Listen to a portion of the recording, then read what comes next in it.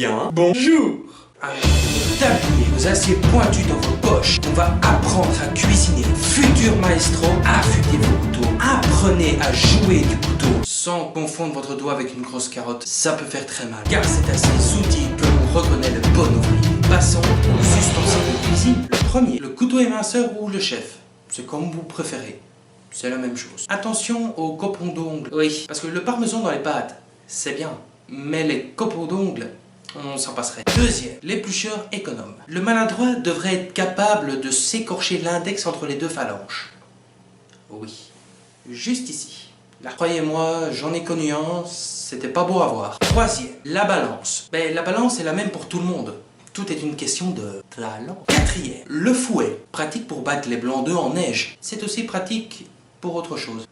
Cinquième, la passoire. Après plusieurs utilisations un peu maladroites, si je puis dire, vous vous rendrez vite compte que la passoire s'utilise au-dessus de l'évier. Sixième, la planche à découper. En bois, c'est très pratique pour travailler le bois. Mais attention aux copeaux dans vos salades. C'est préférable d'utiliser des croûtons. Septième, la spatule en bois. Pratique en décoration dans un pot en verre. Huitième, le verre doseur.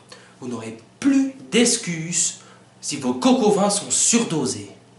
Et ouais. Après les ustensiles, passons aux récipients de cuisson et de service. Premier, la casserole.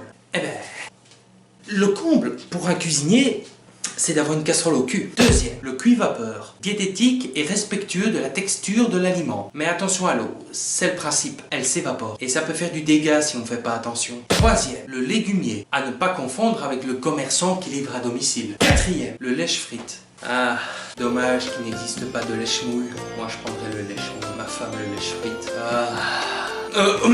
Oui. Cinquième, la poêle. Faire la cuisine sans poêle, c'est rasoir. Sixième, le fait-tout. Comme son nom l'indique, pas de suspense. Septième, la saucière. Réservoir à cholestérol, mon gars. Huitième, la sauteuse. La fée du logis. Je pense que tu as encore beaucoup à apprendre sur la cuisine. Ah, pourquoi? Qu'est-ce que j'ai dit de mal? Vous avez tous les éléments pour bien faire la cuisine. Mais ça y est, vous êtes prêts. Lors de vos premiers repas, ceci dit, vous allez sûrement vous poser des questions du style: est-ce que c'est trop gras, c'est trop salé, c'est trop mouillé, pas assez poivré, etc.